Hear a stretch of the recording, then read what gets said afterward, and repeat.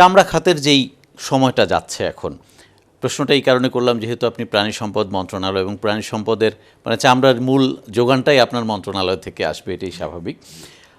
আমরা এক্সপোর্টের ক্ষেত্রে $1 বিলিয়ন আশপাশে ঘুরপাক খাচ্ছি এক যুগ ধরে, ওটা আর খুব বেশি বাড়ানো যাচ্ছে না। এটাকে যে ভ্যালু অ্যাডিড করে আমরা বাইরে অন্য প্রোডাক্ট হিসেবে সেল করব সেই উদ্যোগও কম, কিন্তু মৌসুম আসলে চামড়ার দামের যে নিম্নমুখী প্রবণতা সেটা কিন্তু আমাদেরকে খুব আহত করে। এটার কারণটা কি? প্রাণী সম্পদে আমরা এখন স্বয়ংসম্পূর্ণ, এটাই কি আসলে চামড়া খাতের দুর্দিনের পেছনে বড় কারণ? সবচেয়ে বড় কথা, আল্লাহর কাছে শুকরিয়া, আমরা পানির সম্পদে স্বয়ংসম্পূর্ণ। এটা নিশ্চয়ই গর্ব করার মতো একটা বিষয়। নিশ্চয়ই গর্ব করার বিষয়, আল্লাহর কাছে শুকরিয়া আদায় করি। হ্যাঁ, আপনি আমার ধমক দিতে পারবেন না, আমি গরু না দিলে তুমি গরু গোস্ত খাইতে পারবে না, এই দিন শেষ, আলহামদুলিল্লাহ। এটা একটা বিরাট সাফল্য।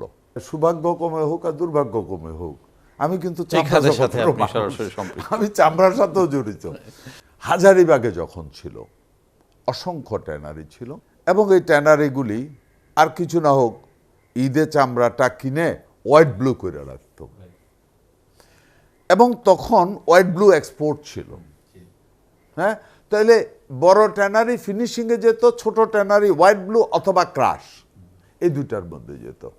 মধ্যখান দিয়ে আমাদের হোয়াইট ব্লু বন্ধ হয়ে গেল, দেন ক্রাশ বন্ধ হলো, তাইলে আমাকে ফিনিশ চামড়া এক্সপোর্ট করতে হবে। আসেন, আমি আবার আগেও বলছি যে আমি এই চামড়ার সাথে জড়িত, মন্ত্রী হিসাবে নয়, ব্যবসা হিসাবেও আমি এটার সাথে জড়িত ছিলাম, বা এখনও আছি। আমি ফিনিশ প্রোডাক্ট তৈরি করি। আসলে যেটা আছে যে চামড়া, এটা খুব একটা হাইটেক প্রোডাক্ট, প্রচণ্ড হাইটেক প্রোডাক্ট।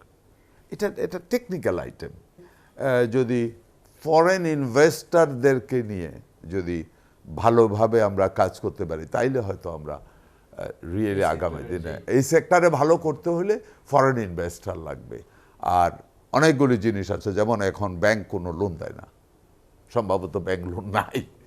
সো এই আর একটা ফ্যাক্টর।